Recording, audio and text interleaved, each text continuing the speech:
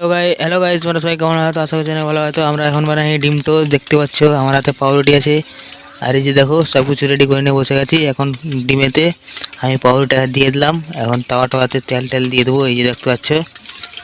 আর এই যে তেল দিয়ে আর পাউরুটি যেটা আছে সেটাকে আমি মাখিয়ে দেবো এখন ডিমের সাথে। দেখতে পাচ্ছ কত সুন্দরভাবে মাখিয়ে দিলাম।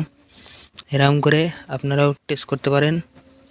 আর এই যে দিয়ে দিলাম আমি তাওয়াতে, কত সুন্দরভাবে দিয়ে দিলাম তাওয়াতে, দেখতে পাচ্ছ।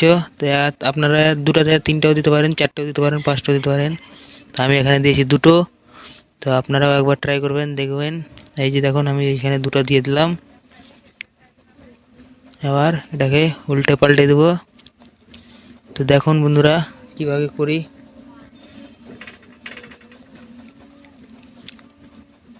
তো এই যে গাইস এখন ছেঁচকিলে উল্টাবো, মানে হয়ে গেলে আর গ্যাসের পাওয়ারটা আস্তে রাখতে হবে তোমাদেরকে। দেখতে পাচ্ছ দুটো কি সুন্দর লাল হয়ে গেছে। এখন ভালো করে সেঁকে নেব, দেখতে পাচ্ছ তোমরা সবাই।